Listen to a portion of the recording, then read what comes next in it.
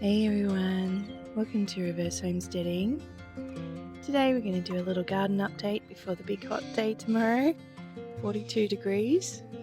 We're almost prepared, at least in my head. I haven't covered the plants yet because I don't want them to get too sooky la. We don't want to baby them too much because then they'll expect it all summer and we don't want that. But I will be covering I was going to say most precious. They're all precious, my little plants. The most important things to cover, like my new little seedlings over here. Got to look after them in the warm weather. It looks like we've had a heavy dew overnight. It was only 10 degrees, which is crazy for summer. Nice, but a little crazy. It's only 13.5 degrees now, and it's nearly 8 a.m. So that's a nice little respite for our plants. So I'll be making sure they have a nice deep watering this evening before dark and not wetting the leaves of the tomatoes because they don't like that. Just giving everything a really good water. I did that 2 days ago near sunset, so they're sort of pretty much right on time. I do a deep watering every 2 or 3 days, and the only watering I do in between that is for pot plants and things that go through water really quickly. My goodness, I only planted these 4 days ago. Mini bok choy by Panama Seeds. No affiliation, but I'm impressed. Those back in their shady spot.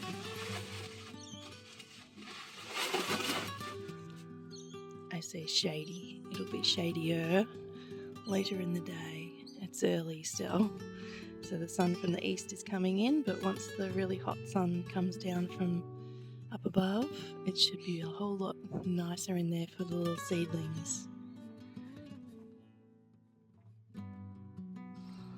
I thought I'd show you my little toadstools. Maybe mushroom, I think it's a toadstool. So one there in the corn bed, and a few over here with the beetroots or beets, and they happen, I believe, when you're gardening organically, but when the plants have enough moisture. So this mulch is very thick. The water doesn't always go through all of the mulch, but it at least keeps the soil cool, keeps the earthworms happy, and when you water directly where the plants are, it also keeps the plants happy. So that's the best possible scenario. So don't ever be worried if little toadstools pop up. They're just telling you you're doing well. Just doing a little bit of weeding in this shady bed. And the reason a lot of people don't like borage is because it seeds.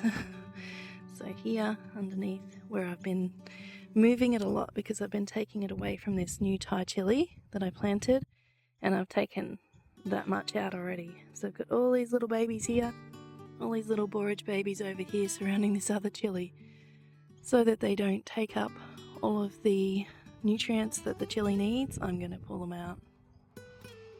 Alrighty, that job's done. I am going to pull out, well, I won't pull it out, I'll cut it off in the ground because it'll disturb the soil too much.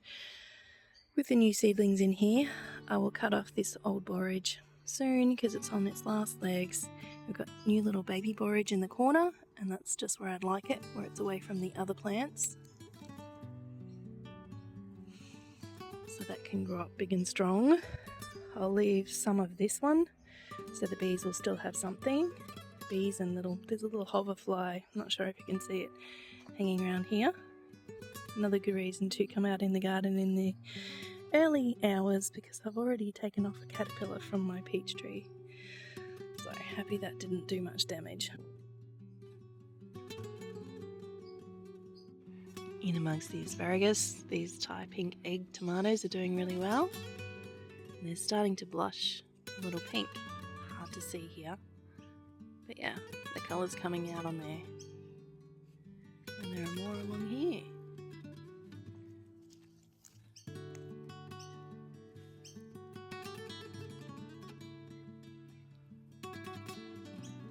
That's great to see they're going really well.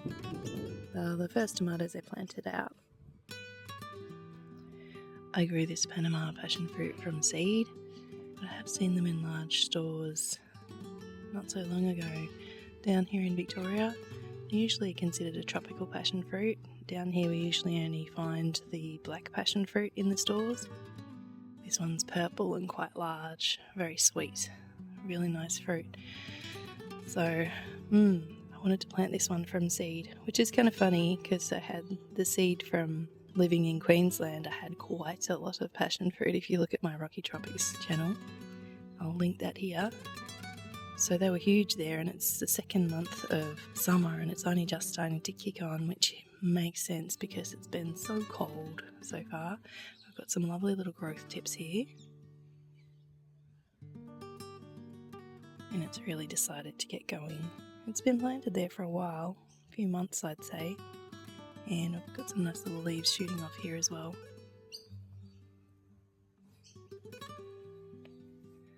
Something's been nibbling at the leaves, but I don't think it's a big problem. So I'm pretty happy that's decided to take off. Probably won't get fruit because it's already into January, but yeah, happy it's decided to live here.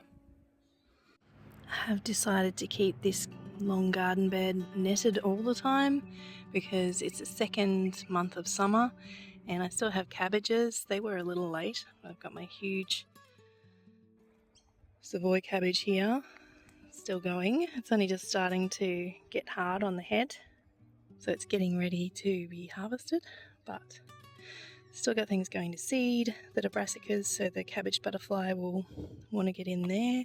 And I have my little brand new Brussels sprouts coming up for next year.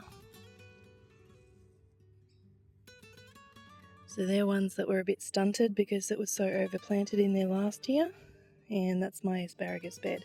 So I think I will keep it pretty much the same and just keep it netted because it's much easier to keep one thing netted and just put things in there that need to be netted.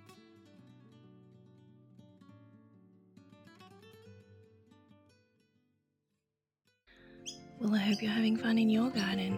Thanks for watching. I'll see you next time.